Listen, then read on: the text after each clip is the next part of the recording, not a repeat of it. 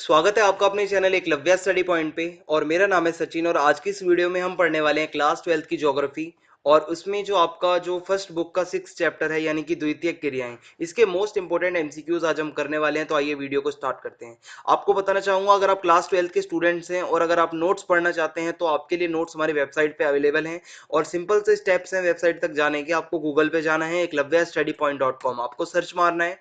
उसके बाद आपके सामने कुछ ऐसी स्क्रीन खुलेगी और ये जो पहली वेबसाइट है इस पे आपको क्लिक करना है और आप हमारी वेबसाइट पे आ जाएंगे इसके बाद। और ये जो 3 लाइनें अब आपको दिख रही हैं ये कैटेगरी की लाइनें हैं, इस पे आपको क्लिक करना है और फिर आपके सामने अलग अलग क्लास आ जाएंगी और आपको क्लास 12th पे क्लिक कर देना है। और उसके बाद आपके सामने क्या है कि यहाँ पे बहुत सारे सब्जेक्ट्स आ जाएंगे, Hindi, eco, English, geography, history. तो जो भी सब्जेक्ट के नोट्स आप पढ़ना चाहते हैं आप यहाँ से जाके फिर पढ़ पाएंगे। और अगर आपकी कोई प्रॉब्लम हो या कोई डाउट हो तो आप मुझे इंस्टाग्राम पे फॉलो कर सकते हैं, मेरा यूजर नेम आपके सामने है। हमें जैसे ही टाइम मिलेगा हम आपका रिप्लाई जरूर करेंगे। तो आज की ये जो वीडियो है ये मल्टीपल चॉइस क्वेश्चंस की वीडियो होगी, जिसमें आपको बहुवैकल्पिक प्रश्न देखने को मिलेंगे, जिसके चार चार आपको विकल्प मिलेंगे। तो आज का हमारा पहला प्रश्न है, विनिर्माण निम्न में से किससे संबंधित है। ठीक है, विनिर्माण। तो ऑप्शन ए है प्राथमिक क्रियाओं से, ऑप्शन बी है द्वितीयक क्रियाओं से, ऑप्शन सी है तृतीयक क्रियाओं से, या ऑप्शन डी है पंचम क्रियाकलापों से। तो देखिए जो विनिर्माण है वो द्वितीयक क्रियाओं से संबंधित है, तो ऑप्शन बी यहाँ पे सही हो जाएगा। दूसरा प्रश्न है, जंग का कटोरा नाम से कौन सा क्षेत्र प्रसिद्ध है। ठीक है, जंग का कटोरा नाम से किस क्षेत्र को जाना जाता है। ऑप्शन ए है रूहर, ऑप्शन बी है महान झील, ऑप्शन सी है पिट्सबर्ग और ऑप्शन डी है बेल्जियम। तो देखिए जो जंग का कटोरा नाम से जो क्षेत्र प्रसिद्ध है वो है पिट्सबर्ग। ठीक है, तो ऑप्शन सी यहाँ पे सही हो जाएगा। अब तीसरा प्रश्न है आपके सामने, निम्न में से कौन सी विशेषता आधुनिक बड़े पैमाने पर होने वाले विनिर्माण की नहीं है। क्वेश्चन को आपको ध्यान से सुनना है। आधुनिक बड़े पैमाने के उद्योग यानी कि जो आज के टाइम पे यानी कि मॉडर्न टाइम में जो विनिर्माण होता है उसमें से ये ऑप्शंस में आपको बताऊंगा, आपको बताना है कौन सी वो विशेषता है जो आधुनिक बड़े पैमाने पर होने वाले विनिर्माण की नहीं है। तो ऑप्शन ए है कौशल का विशिष्टीकरण, ऑप्शन बी है यंत्रीकरण, ऑप्शन सी है प्रौद्योगिकी या नवाचार और ऑप्शन डी है उच्च ग्रह घनत्व। तो इसके अंदर अगर हम देखें तो ए, बी और सी तीनों चीजें सही हैं आधुनिक बड़े पैमाने पर होने वाले विनिर्माण के संदर्भ में, लेकिन ये जो उच्च ग्रह घनत्व है ये विशेषता इसकी नहीं है। तो ऑप्शन डी यहाँ पे सही हो जाएगा। अब चौथा प्रश्न है आपके सामने, यंत्रीकरण से तात्पर्य है डैश प्रयोग करना। अब जो यंत्रीकरण होता है इसमें किसका प्रयोग होता है। ऑप्शन ए है श्रमिकों का, ऑप्शन बी है मशीनों का, ऑप्शन सी है केवल कंप्यूटर का, या ऑप्शन डी है इनमें से कोई नहीं। तो यंत्रीकरण में क्या होता है कि यहाँ पे केवल और केवल यहाँ पे मशीनों का प्रयोग होता है। ठीक है, तो ऑप्शन बी यहाँ पे सही हो जाएगा कि यंत्रीकरण से तात्पर्य है मशीनों का प्रयोग करना। अब पांचवा प्रश्न है आपके सामने, निम्न में से किसे विनिर्माण के पर्यायवाची के रूप में भी देखा जाता है। देखिए विनिर्माण जो शब्द है उसके पर्यायवाची के रूप में और किस शब्द को देखा जा सकता है। ऑप्शन ए है उद्योग, ऑप्शन बी है कृषि, ऑप्शन सी है परिवहन और ऑप्शन डी है इनमें से कोई नहीं। तो अगर हम देखें विनिर्माण के पर्यायवाची के रूप में तो वो शब्द है उद्योग। ठीक है, यानी कि फैक्ट्री। तो उद्योग को हम विनिर्माण के पर्यायवाची के रूप में देख सकते हैं, तो ऑप्शन ए यहाँ पे सही हो जाएगा। अब छठा प्रश्न है आपके सामने, निम्नलिखित में से कौन सा कारक उद्योगों की अवस्थिति को प्रभावित करता है। ठीक है, ऑप्शन ए है बाजार तक अभिगम्यता, ऑप्शन बी है कच्चा माल, ऑप्शन सी है श्रम आपूर्ति और ऑप्शन डी है उपरोक्त सभी। तो इसमें जब हम देखते हैं तो बाजार तक अभिगम्यता ये भी बहुत जरूरी कारक है और कच्चा माल तो है ही और श्रम आपूर्ति भी बहुत जरूरी होती है। तो इसमें उपरोक्त सभी सही हो जाएगा, क्योंकि ये सारी बातें ही इसके बारे में सही लिखी हुई हैं कि उद्योगों की अवस्थिति को प्रभावित करने वाले ये तीनों ही कारक हैं। तो ऑप्शन डी इसमें से सही हो जाएगा। अब सातवां प्रश्न है आपके सामने, निम्नलिखित में से कौन से उद्योग में शक्ति के साधनों की अधिक आवश्यकता होती है। ठीक है, शक्ति के साधनों की।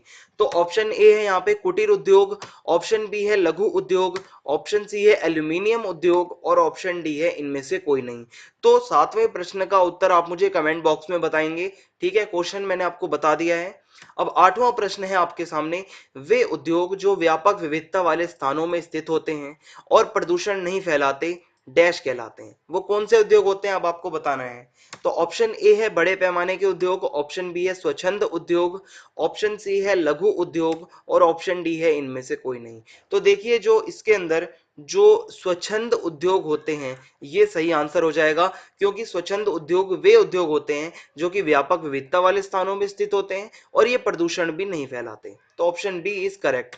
अब 9वां प्रश्न है आपके सामने, निम्नलिखित में से कौन सी निर्माण की सबसे छोटी इकाई है? ठीक है, सबसे छोटी इकाई।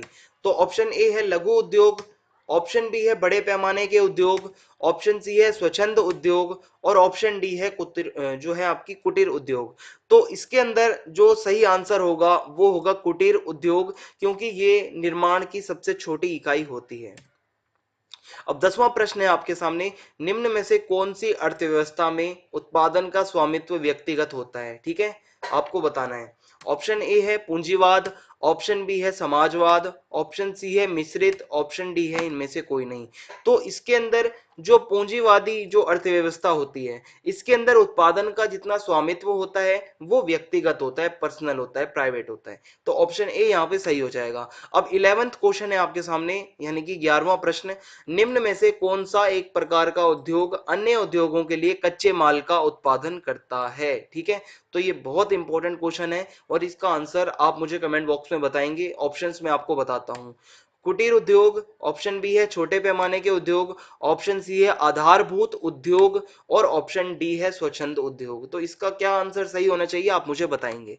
12वां प्रश्न है आपके सामने, निम्न में से कौन सी एक व्यापारिक कृषि है जो औद्योगिक पैमाने पर की जाती है? ठीक है, ऑप्शन ए है कृषि कारखाने, ऑप्शन बी है ट्रक कृषि, ऑप्शन सी है ए तथा बी दोनों और ऑप्शन डी है इनमें से कोई नहीं। तो इसके अंदर जो सही आंसर होगा वो होगा कृषि कारखाने, क्योंकि ये एक व्यापारिक कृषि है जो औद्योगिक पैमाने पर की जाती है। अब 13वां प्रश्न है आपके सामने, आकार के आधार पर विनिर्माण उद्योगों को कितने भागों में वर्गीकृत किया गया है? ठीक है, आकार के आधार पे। ऑप्शन ए है 2 भागों में, ऑप्शन बी है 3 भागों में या ऑप्शन सी है 4 भागों में, ऑप्शन डी है इनमें से कोई नहीं। तो इसके अंदर अगर हम आकार के आधार पर अगर हम बात करें तो इसमें जो बांटा जाता है वो है 3 भागों में। ठीक है, 3 भागों में जो है विनिर्माण उद्योगों को बांटा जाता है आकार के आधार पर। तो ऑप्शन बी यहाँ पे सही हो जाएगा। अब 14वां प्रश्न है आपके सामने, भारत तथा चीन जैसे देशों ने अपनी जनसंख्या को रोजगार उपलब्ध करवाने के लिए किस प्रकार के उद्योगों का विकास किया? ऑप्शन ए है कुटीर उद्योग या ऑप्शन बी है छोटे पैमाने के उद्योग या ऑप्शन सी है बड़े पैमाने के उद्योग या स्वच्छंद उद्योग। तो इसमें जब हम देखते हैं कि भारत तथा चीन जैसे देशों ने रोजगार उपलब्ध करवाने के लिए ज्यादा से ज्यादा तो वो छोटे पैमाने के उद्योगों का विकास किया है। तो ऑप्शन बी यहाँ पे सही हो जाएगा। अब 15वां प्रश्न है आपके सामने, निम्न में से कौन से उद्योगों का विकास ग्रेट ब्रिटेन, संयुक्त राज्य अमेरिका तथा यूरोप द्वारा किया गया था? ठीक है, तो ऑप्शन ए है कुटीर उद्योग, ऑप्शन बी है बड़े पैमाने के उद्योग, ऑप्शन सी है स्वच्छंद उद्योग और ऑप्शन डी है इनमें से कोई नहीं। तो जो बड़े पैमाने के उद्योग हैं ये आंसर इसका सही हो जाएगा, ऑप्शन बी। ठीक है, तो इन्हीं उद्योगों का विकास ग्रेट ब्रिटेन, संयुक्त राज्य अमेरिका और यूरोप ने किया। 16वां प्रश्न है अब आपके सामने, निम्न में से कौन सा उद्योग कृषि आधारित उद्योग का एक उदाहरण नहीं है? ठीक है, तो आपको क्वेश्चन को ढंग से सुनना है। ऑप्शन ए है रबड़ उद्योग, ऑप्शन बी है जूट उद्योग, ऑप्शन सी है शक्कर उद्योग और ऑप्शन डी है लौह इस्पात उद्योग। तो लौह इस्पात उद्योग जो है ये इसका सही आंसर हो जाएगा, क्योंकि लौह इस्पात उद्योग जो है ये कृषि आधारित उद्योग का उदाहरण नहीं है। अब 17वां प्रश्न है आपके सामने, निम्न में से कौन सा उद्योग खनिज आधारित उद्योग नहीं है? इसका आंसर आप मुझे बताओगे। ऑप्शन आपको बताता हूं। पहला ऑप्शन है सीमेंट उद्योग, ऑप्शन बी है तांबा उद्योग, ऑप्शन सी है रबड़ उद्योग और ऑप्शन डी है लौह इस्पात उद्योग। ठीक है, 18वां प्रश्न है अब आपके सामने, किस प्रकार के उद्योगों में प्राकृतिक रूप से पाए जाने वाले रासायनिक खनिजों का उपयोग होता है? ठीक है, तो ऑप्शन ए है कृषि आधारित उद्योग, ऑप्शन बी है वन आधारित उद्योग, ऑप्शन सी है रसायन आधारित उद्योग और ऑप्शन डी है इनमें से कोई नहीं। तो इसके अंदर जो रसायन आधारित उद्योग होते हैं इन उद्योगों में प्राकृतिक रूप से पाए जाने वाले रासायनिक खनिजों का उपयोग होता है। अब 19वां प्रश्न है आपके सामने, रूहर कोयला क्षेत्र निम्न में से किससे संबंधित है? ठीक है, ऑप्शन ए है भारत, ऑप्शन बी है रूस, ऑप्शन सी है कनाडा और ऑप्शन डी है जर्मनी। तो रूहर का जो कोयला क्षेत्र है वो संबंधित है जर्मनी से, क्योंकि ये जर्मनी में ही है। अब 20वां प्रश्न है आपके सामने, हाथी दांत उद्योग किस प्रकार के उद्योग का एक उदाहरण है? तो ऑप्शन ए है रासायनिक उद्योग, ऑप्शन बी है खनिज आधारित उद्योग, ऑप्शन सी है पशु आधारित उद्योग और ऑप्शन डी है इनमें से कोई नहीं।